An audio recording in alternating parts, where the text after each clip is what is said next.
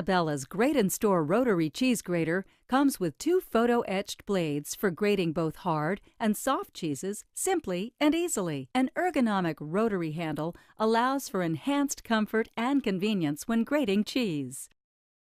To use the cheese grater, simply place cheese inside the chamber and turn the rotary handle. The grated cheese will accumulate in the storage container located at the bottom of the cheese grater. Twist off the bottom and the cheese is ready for use in recipes. The non-slip bottom doubles as a storage cap, so you can easily refrigerate the cheese for later use.